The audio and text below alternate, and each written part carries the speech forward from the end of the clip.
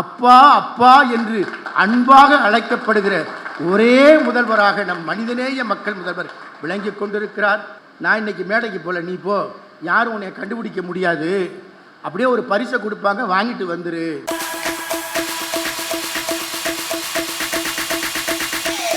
ஆதீன கர்த்தர் குன்றக்குடி அடிகளார் அவர்கள் திருவண்ணாமலை ஆதீனம் அவர்களை சிறப்புரை ஆற்றுமாறு அன்போடு அழைக்கிறோம்.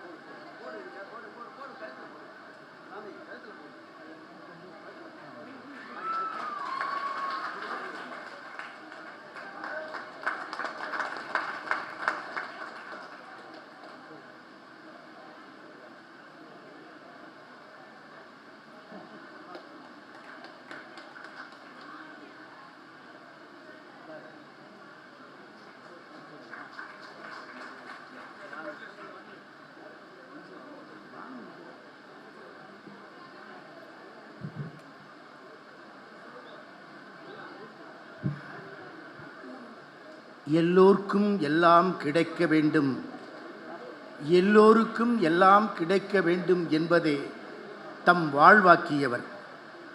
ஏழை குழந்தைகளுக்கு தாயுமானர் ஆகியவர், மதவெறி தீக்கி பகையானவர், மனித நேயத்திற்கே உயிரானவர். அவர்தான் நம் மனிதநேய மக்கள் முதல்வர் ஸ்டாலின் அவர்கள். எல்லோருக்கும் பெய்யும் மழையானார், எப்போதும் மனதில் நிலையானார்.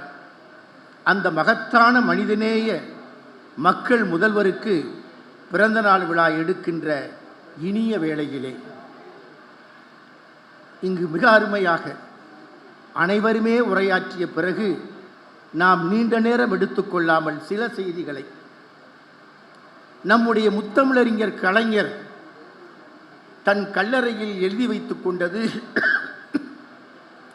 ஓய்வறியா சூரியன் ஓய்வெடுத்துக் கொண்டிருக்கிறார். அந்த கலைஞரே சொல்லிய வார்த்தை, ஸ்டாலின் என்றால் உழைப்பு உழைப்பு உழைப்பு. அந்த உழைப்பின் வடிவமாக விளங்குகிற நம்முடைய மனிதநேய மக்கள் முதல்வர் அவர்கள், செயலின் வடிவமாக விளங்குகிற நம்முடைய பாராட்டுதலுக்குரிய ஸ்டாலின் அவர்கள், செயல்பாபு எனும் சேகர் பாபு என்று அழைத்ததுதான் அவர் ஆற்றிய துறைகளில் முத்திரை பதித்தது.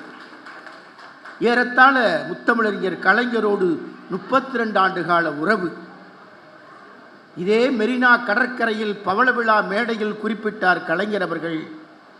அந்த விழா ஏற்பாட்டாளர் சைதை கிட்டு அவர்களை, கிட்டு நீ செயலில் சிட்டு என்றார். இன்றைக்கு நம் முதல்வர் அவர்கள் செயல்பாபு எனும் சேகர் பாபு என்று அழைத்திருப்பதுதான் பெருமைக்குரியது. நான் நீண்ட நேரம் எடுத்துக்கொள்ளவில்லை. அனைவரும் மிகச்சிறப்பாக உணர்வுபூர்வமாக உணர்ச்சி பூர்வமாக உரையாற்றிய பிறகு சில செய்திகளை பகிர்ந்து கொண்டு விடைபெறுவதில், சுருக்கமாக பகிர்ந்து கொண்டு விடைபெறுவதில் நம் அறநிலையத்துறை அமைச்சர் மகிழ்ச்சியோடு இருக்கிற தருணத்தில் விடைபெறுவதில் சில செய்திகள். அவர் பெரிய புராணம் கற்றவர் இல்லை சேகர் பாபு அவர்கள், திருமுறைகளில் தெளிந்தவர் இல்லை, ஆகமம் அறிந்தவர் இல்லை, கண்ணுக்கு தெரியாத ஆகமத்தை அறிந்தவர் அல்ல. ஆனாலும் எது ஆன்மீகம் என்பதை சரியாக புரிந்து கொண்டவர் சேகர் பாபு அவர்கள். அன்புக்குரியவர்களே, சேக்கிழார் எழுதிய பெரிய புராணத்தில் பூசலார் என்று அடியவர் வருவார். அவர் இறைவனுக்கு ஒரு கோயில் கட்டுவார். கையில் பணமில்லாத என்னை போன்றவர், கையில் பணமில்லாத அவர் இறைவனுக்காக எழுப்புகிற கோவில் இதய கோவில். இதயத்தில் தான் கோயில் கட்டுறார், மனசுக்குள்ளேயே கோயில் கட்டுறார். நாடாளுகிற பல்லவ மன்னன் பெரிய கற்றளி கோவிலை கட்டுகிறான். அந்த கற்றளி கோவிலை கட்டி நாளும் நேரமும் நிச்சயிக்கப்படுகிறது. குடமுழுக்கு நேரம், கடவுள் எழுந்தருள்வார் என்று எதிர்பார்க்கிறார்கள் ஆகம வல்லுநர்கள். ஆனால் அந்த குறித்த நேரத்தில் இறைவன் எழுந்து அருள்பாலிக்கவில்லை. பூசலாருக்கு கனவு வருது, பல்லவ மன்னனுக்கும் கனவு வருகிறது. பல்லவ மன்னன் கனவில் இறைவன் சொல்றாரு, நீ கட்டின கோயிலுக்கு நான் வரல, நான் வேற கோயிலுக்கு அதே நேரத்தில் போறேன், நீ வந்து பாரு. வேற எந்த கோயிலுக்கு போறீங்க? நீ வா, பூசலார் என்ற அடியவன் இருக்கிறான், அவனை வந்து பாருன்னார். பூசலார் என்ற அடியவரை தேடி படை பரிவாரங்களோடு பல்லவ மன்னன் வருகிறான். கல்லெல்லாம் பேசும் பொற்சிலைகளாக, மண்ணெல்லாம் விண்முட்டும் கோபுரங்களாக, வண்ணங்களெல்லாம் உயிர்ப்புடைய ஓவியங்களாக உருவாக்கிய பல்லவ மன்னன் கோவிலில் எழுந்து அருள்பாலிக்காமல் ஏழை அடியவர் பூசலாரின் இதய கோவிலில் இறைவன் எழுந்து அருள்பாலிக்கிறார். இதை போலதான் தமிழ்நாட்டில் எத்தனை ஆயிரக்கணக்கான திருக்கோவில்களின் குடமுழுக்கு, வருஷந்தோறும் 2500 கோவிலுக்கு, ஒரு கோவிலுக்கு 2.5 லட்சம் வீதம், பல நூற்றுக்கணக்கான கோடி, நீங்க கணக்கு பார்த்துக்கிறேன், திருப்பணிக்காக வாரி வழங்கப்படுகிறது. குடமுழுக்கு எல்லா நாள்லையும் கும்பாபிஷேகம் நடந்துகிட்டு இருக்கு. இதுவரை நடந்திராத வரலாற்று சாதனை. எந்த சுபமுகூர்த்தம் வந்தாலும் திருமணங்கள் நடைபெறுவதைப் போல, தனி மனித குடும்பங்களில் திருமணம் நடைபெறுவதைப் போல திருக்கோவிலின் குடமுழுக்கு விழா நடைபெறாத நாளே இல்லை. சும்மா சின்ன கோவில் இல்லை, மிகப்பெரிய பிரம்மாண்டமான கோவில்களின் திருப்பணிகள் நடைபெற்று குடமுழுக்கு நடைபெறுகிறது. 1000 ஆண்டு பழமையான கோவிலுக்கு கும்பாபிஷேகம் நடக்குது. இப்படிப்பட்ட சாதனையை நிகழ்த்திய காரணத்தால் தான் நம்முடைய முதல்வர் அவர்கள் எப்படி பூசலார் என்ற அடியவரின் இதய கோவிலில் இறைவன் எழுந்து அருள்பாலித்தாரோ, ஏழைகளின் இதய கோவிலில் நம்முடைய மாண்புமிகு முதல்வர் அவர்கள் கொலுவீற்றிருக்கிறார்கள். இந்த சாதனைக்கு யார் காரணம்? அவர் தம்பி சொன்னதைப் போல, பாராட்டுதலுக்குரிய நம்முடைய கவிஞர் சொன்னதைப் போல, சிநேகன் சொன்னதைப் போல பட்டியலிடலாம். அதுக்கு நேரம் இல்லை. என்னைய 10 நிமிஷத்துக்குள்ளே முடித்து கொள்ளுங்கள். எப்பயுமே நம்ம அமைச்சர் 3 நிமிஷம் தான் தருவார். இன்னைக்கு 10 நிமிஷம் தாராளமாக வழங்கியிருக்கிறார். அதற்கு பாராட்டுக்கள். ஐயா விஜயகுமார் அவர்கள், உங்கள் பேரை கூட நான் சொல்ல முடியலை, நேரம் இல்லை. விஜயகுமார் அவர்கள் குன்றக்குடி முருகன் கோவிலின் பக்தர். 20 ஆண்டுகளுக்கு முன்பு பட்டுக்கோட்டையில் ஒரு திருமண மண்டபத்தை ஏழை மக்களுக்கு கட்டி இலவசமாக வழங்கியதை நாம் தான் திறந்து வைத்தோம். இங்கே வந்திருக்கிற அனைவரும் ஆன்மீக உள்ளத்துக்கு உரியவர்கள். அந்த நிலையிலே நாம் சொல்ல வேண்டிய செய்தி இதுதான். எத்தனை திருக்கோவில்கள், எத்தனை திருக்குளங்கள், எத்தனை திட்டங்கள். நேரம் இல்லை. அன்னதான திட்டம், இளையான்குடி மாரநாயனார்னு ஒரு அடியவர் எல்லாருக்கும் சோறு போட்டார். வறுமை வந்துச்சு, விதை நெல்லை எடுத்து சோறு போட்டார். அப்படிப்பட்ட அடியவர்களின் இல்லங்களைப் போல கோவில்களை மாற்றியவர் சேகர் பாபு. எல்லா இடத்துலையும் அன்னதானம், முழு நேர அன்னதானம். கோயிலை திறக்கிறமோ இல்லையோ, ஏழை வீட்டு வயிறுகள் நிரம்ப வேண்டும் என்ற பணியை மிகச்சிறப்பாக நம்முடைய சேகர் பாபு அவர்கள் சிறப்பாக செய்கிறார். ஐயா சொன்னாங்க, அவருடைய சாதனைகளை யாருமே சொல்லாமல் இருக்க முடியாது. ஏன்னா அறுபடை வீட்டு திட்டம் எதை சொல்றது? புத்தக பதிப்பை கோவில்களில் பிரசாத ஸ்டால்கள் இருந்துச்சு.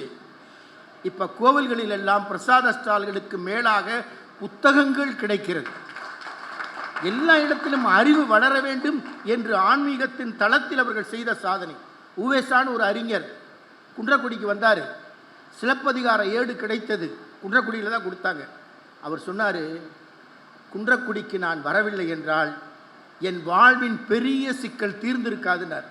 சிலப்பதிகாரத்தையும் புறநானூற்றையும் பதிப்பதற்கான வாய்ப்பு அவருக்கு கிடைத்தது. அப்போ சொன்னார், நான் சிவ ஆலயத்தை பார்த்துருக்கிறேன், விஷ்ணு ஆலயத்தை பார்த்துருக்கிறேன், முருகன் ஆலயத்தை பார்த்திருக்கிறேன், குன்றக்குடியில்தான் நான் தமிழ் ஆலயத்தை பார்க்கிறேன் என்று உவேசா என் வரலாறுல பதிவு செய்கிறார்.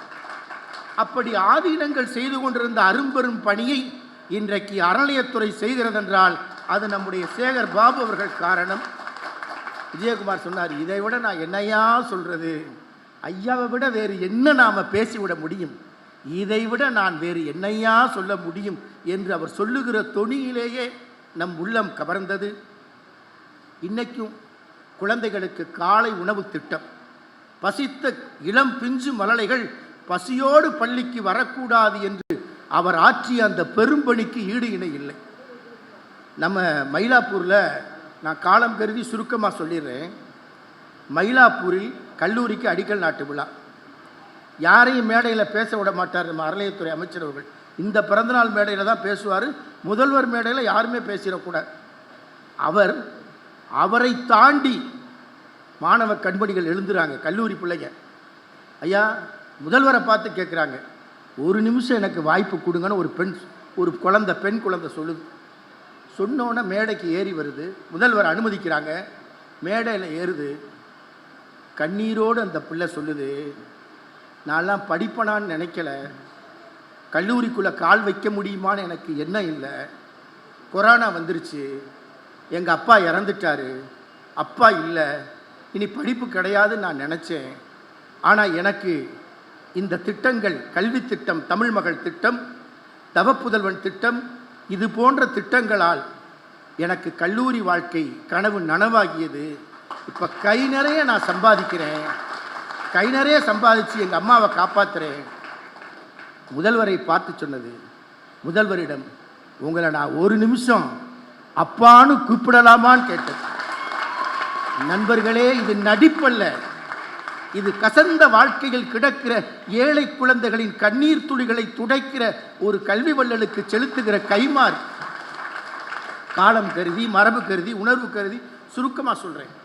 அவர் சொன்னார், எல்லா புகழும் இறைவனுக்கே என்ற மாதிரி எல்லா புகழும் என் முதல்வருக்கே என்று சொல்பவர் தான் சேகர் பாபு. இருக்கட்டும், ஒரு புகழ்பெற்ற விஞ்ஞானி ஐன்ஸ்டீன்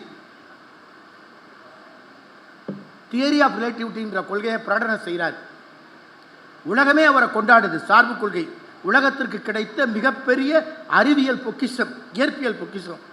உலகமே பாராட்டுது, நோபல் பரிசு கிடைக்குது, கொட்டுறாங்க, பாராட்டுறாங்க, தினந்தோறும் பாராட்டு மேடை. ஒரு நாள் அவருக்கு ரொம்ப களைப்பு, ஐன்ஸ்டீனுக்கு, பெரிய விஞ்ஞானி. அவர் டிரைவரும் அவரை போலவே இருப்பார். டிரைவர்கிட்ட சொன்னார், தம்பி நான் இன்னைக்கு மேடைக்கு போகல, நீ போ, யாரும் உன்னை கண்டுபிடிக்க முடியாது, அப்படியே ஒரு பரிசை கொடுப்பாங்க, வாங்கிட்டு வந்துரு. சரின்னு சொல்லி மேடைக்கு டிரைவர் ஐன்ஸ்டீன் வர்றாரு. ரியல் ஐன்ஸ்டீன் கடைசியாக உட்கார்ந்துருக்கிறார். மேடைக்கு வந்து ஐன்ஸ்டீன் சொல்கிறாரு, டூப்ளிகேட் ஐன்ஸ்டீன் வந்து அவார்டு வாங்க போகிறார். கூட்டத்திலேருந்து ஒருத்தர் எந்திரிச்சார், கொஞ்சம் நில்லையான்னாரு. எதுக்கு உனக்கு அவார்டு தர்றாங்க, பரிசு தர்றாங்கன்னு கேட்டார். நான் தான் தியரி ஆஃப் ரிலேட்டிவிட்டியை சொன்னேன்ல, அதுக்காகன்னாரு இந்த டூப்ளிகேட் ஐன்ஸ்டீன். இப்போ அவர் கேட்குறாரு, நீ கொடுத்துருக்க தியரி தப்பு, E = mc³ தான் வரும், நீ mc² சொல்லியிருக்கிற, E = mc² சொல்லியிருக்க, அதை ப்ரூவ் பண்ணிவிட்டு பரிசு வாங்கினார். நம்ம மதுரை நக்கீர புலவர் மாதிரி ஆடி போவார்னு நினச்சார். டூப்ளிகேட் ஐன்ஸ்டீன் பதட்டப்படவே இல்லை. என்னையா கேள்வி கேட்குற, யார் சொல்கிறா, டிரைவர் ஐன்ஸ்டீன். என்னையா கேள்வி கேட்குற, இதெல்லாம் ஒரு கேள்வியா, இது ஒரு பிஸ்கோத்து கேள்வி, இதுக்கெல்லாம் நான் பதில் சொல்ல மாட்டேன், என் டிரைவர் பதில் சொல்லுவார், வாப்பா டிரைவர் மேலே வாண்டார். இதுக்கு பேர் என்னன்னா பிரசன்ஸ் ஆஃப் மைண்ட். படிப்பதல்ல, படிப்பதை உள்வாங்கிக் கொள்வதல்ல, கற்றதை திரும்ப திரும்ப கிளிப்பிள்ளை போல் சொல்வதல்ல, வாழ்க்கை போராட்டத்தில் சந்திக்கிற சவால்களை சரியான தருணத்தில் யார் எதிர்கொள்கிறார்களோ அவர்கள்தான் வெற்றிக்குரியவர்கள். அப்படி வெற்றிக்குரியவர் தான் நம் மனிதநேய மக்கள் முதல்வர். அந்த மக்கள் முதல்வருக்கு கிடைத்த முதன்மை தளபதி தான் நம்முடைய சேகர் பாபு அவர்கள். இவர் தளபதிக்கு கிடைத்த தளபதி. தலைமை பண்புனா என்னங்க, நேரங்கருதி சுருக்கமாக சொல்லிடுறேன். Leadership quality. அலெக்சாண்டர் இருந்தார், உலகத்தையே வென்றார், வெல்வதற்கு இடமே இல்லைனார். அவர் காலத்தில் ஒரு பரதேசிக்கு ரொம்ப புகழ். அவர் கேட்டார், என்னப்பா என்னைய விட உன்னை புகழ் மாலை சூட்டுறாங்களே, டயோஜனிஸ் அந்த சாது, அவர் பெரிய விஞ்ஞானி இல்லை மெஞ்ஞானி, உனக்கு இவ்வளவு புகழ் மாலை சூட்டுறாங்களே, எனக்கு நான் உலகத்தை வென்றவனுக்கு கிடைக்கலையேன். ஒரே வரியில் சொன்னார் டயோஜனிஸ், அலெக்சாண்டர் நீ மண்ணை வென்றவன், நானோ என்னை வென்றவன்.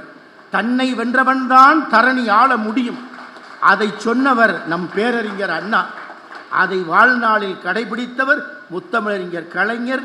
அன்புக்குரிய நம்முடைய மக்கள் முதல்வர் ஸ்டாலின் அவர்கள் ஒரு கப்பல் போகுது, தலைவன் சொல்கிறான் கமாண்டோ கடலில் குதின்றான், உடனே ஒருத்தர் குதிச்சிடுறான். அடுத்த போர் வீரன் நீயும் கடலில் குதின்றான், குதிச்சிடுறான். குதிச்சு செத்துடுறாங்க. 3 பேர் செத்தோடனே 4வது ஆள் குதிக்க போகிறப்ப ஒருத்தன் கையை பிடிச்சி சொல்கிறான், ஏண்டா உன் தலைவன் தான் சொல்கிறானா நீ கடலில் குதிச்சு உயிரை விடுறிய ஏன்பான்? கையை தட்டிட்டு அவன் சொன்னான், இந்த மனுஷனோடு இருந்து வாழ்கிறத விட இந்த கடலில் குதிச்சு சாகிறது மேல் என்றான். தலைமை பண்பு என்பது தன்னை காப்பாற்றுவது மட்டுமல்ல, தன்னை சார்ந்தோரையும் காப்பாற்றுவது. அந்த பணியில் எந்நாளும் சிறந்து விளங்குவர்தான் நம் மனிதநேய மக்கள் முதல்வர் அவர்கள். அன்புக்குரியவர்களை நான் நிறைவாக சொல்கிறேன், காலம் கருதி சொல்கிறேன். நம்முடைய அமைச்சர்கள் மகிழ்ச்சிக்காக மனநிறைவோடு நான் முடிக்கிறேன். என்ன தன் வாழ்நாளில் முத்தமிழறிஞர் கலைஞர் 15 வயதில் புதுச்சேரி வீதியில் புரட்டி போட்டவர், உயிர் பிழைத்து வந்தவர், தமிழ்நாட்டு மக்களின் உயிர் காப்பதற்காக 60 ஆண்டுக்கும் மேலாக உழைப்பதற்குத்தான் அந்நாளில் அவர் தப்பி வந்தார். அவரின் தொடர்ச்சியாக நம்முடைய மனிதநேய மக்கள் முதல்வர் முதலாக தன் தலைவரை அப்பா என்று அழைத்து கொள்ளலாமா என்று மரணப்படுக்கையில் இருந்த தலைவரை பார்த்து கேட்ட அவர், மரணப்படுக்கையில் இருந்த தலைவரை பார்த்து கேட்ட அவர் முதலில் தன் அப்பாவை இல்லை, தலைவராக பார்த்தது 6 மாத குழந்தையாக 1953 கள்ளக்குடி சிறைச்சாலையில் தான் தன் அப்பாவை தலைவராக பார்க்கிறார். சொன்னார், என் தாயின் கருவறையில் நான் இருக்கிற போது என் அப்பா இல்லை தலைவர் சிறைச்சாலையில் இருந்தார். 6 மாத குழந்தையாக இருக்கிற போது கள்ளக்குடி போராட்டத்தில் கைதாகிய தலைவரை சிறையில் பார்த்தவர்தான் 23 வயதில் இன்று கூட உணர்ச்சி வயப்பட்ட உரையை ஆற்றிய நம்முடைய பாராட்டுதலுக்குரிய அறநிலையத்துறை அமைச்சர் அவர்கள் நெருக்கடி காலத்து நினைவுகளை இன்றைக்கு நினைவு கூர்ந்தார். 23 வயதில் நம்முடைய மனிதநேய மக்கள் முதல்வர் ஸ்டாலின் அவர்கள் நெருக்கடி கால சிறைவாசத்தை அனுபவித்த போது தலைவர் கலைஞர் அவர்கள் சிறையில் வந்து அவரை சந்திக்கிறார். ஆக தந்தைக்கும் மகனுக்குமான உறவு ஆட்சிக்கட்டில் இருந்ததை விட சிறைச்சாலையில் இருந்த காலங்கள்தான் அதிகம்.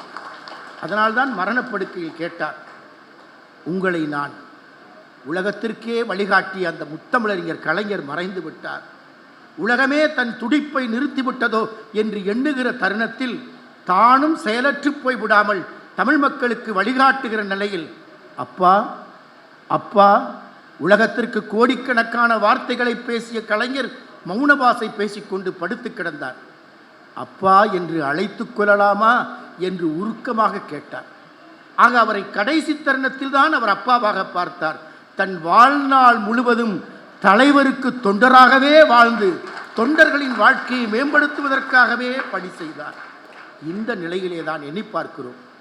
தலைவர் மறைந்து விட்டார், இயக்கத்தின் இமய பொறுப்பை ஏற்றுக்கொள்கிறார், இமயத்தின் சுமை தன் மீது அமர்த்தப்படுகிறது. இப்போது சொல்லுகிறார், நான் தலைவரைப் போல பேச மாட்டேன், தலைவரைப் போல எழுத தெரியாது, தலைவரைப் போல சிந்திக்க தெரியும், செயலாற்ற தெரியும், துணிவோடு நான் போராடுவேன், யாரும் என்னை அதிகமாக புகழ வேண்டாம், பழிச்சொல் வந்தாலும் நான் உழைத்து அந்த பழியை துடைப்பேன் என்று சொன்னவர்தான். அப்படி சொல்லி அந்த பொறுப்பை ஏற்றுக்கொண்டவர். இனி நீங்கள் பார்க்க போவது வேறு ஸ்டாலின் என்று சொல்கிறார். செயல் தலைவராக தலைவர் மறைவுக்கு பிறகு பொறுப்பேற்றவர். இனி நீங்கள் பார்க்க போவது வேறு ஸ்டாலின் என்று சொல்கிறார். நெருக்கடி காலத்து சிறைவாசத்தை துணிவோடு எதிர்கொள்கிற போதும் சொன்னார், இப்போது வேறு ஸ்டாலின் மாறிக்கொண்டிருக்கிறார் என்றார். யார் அந்த வேறு ஸ்டாலின்? கோடிக்கணக்கான மக்களுக்காக தன் வாழ்க்கையை, உயிரை, உடைமையை அர்ப்பணிப்பதற்கு தயாரான தலைவர்தான் அந்த வேறு ஸ்டாலின். நான் நிறைவாக சொன்னால் இதுதான், அப்பா என்று உங்களை அழைத்து கொள்ளலாமா என்று தன் சொந்த தந்தையை ஒரு தொண்டனாயிருந்து கேட்டார் நம் ஸ்டாலின் அவர்கள். இன்று கோடிக்கணக்கான கல்லூரி குழந்தைகள், கல்வி பயிலுகிற ஏழை மாணவர்கள் அப்பா அப்பா என்று அன்பாக அழைக்கப்படுகிற ஒரே முதல்வராக நம் மனிதநேய மக்கள் முதல்வர் விளங்கிக் கொண்டிருக்கிறார். இன்றைக்கு அவர் பிறந்த நாள் சாசனம் என்ன? இன்றைக்கு எந்த நிலை வந்தாலும் நம்முடைய மனிதநேய மக்கள் முதல்வரின் கொள்கை சாசனத்தை மாற்ற எவராலும் இயலாது என்ற பிரகடனம்தான் அவர் வாழ்வின் பணியின் கடமையின் தாரக மந்திரம். அந்த தாரக மந்திரத்தை செயலாக்குகிற தளபதிகளில் முதன்மை தளபதியாக, சிறந்த தளபதியாக விளங்குகிற நம்முடைய அறநிலையத்துறை அமைச்சர் செயல்பாபு எனும் சேகர் பாபு அவர்களுக்கு வாழ்த்துக்களை, பாராட்டுக்களை, நன்றிகளை தெரிவித்து விடைபெறுகிறேன். நன்றி, வணக்கம். நம்முடைய மாண்புமிகு பாராட்டுதலுக்குரிய மேயர் அவர்கள் தமிழ் மகள் என்ற அற்புதமான திட்டத்தை வழங்கியதற்கும் நம் நெஞ்சார்ந்த நன்றிகளை, நல்வாழ்த்துக்களை, பாராட்டுக்களை தெரிவித்துக் கொள்கிறோம்.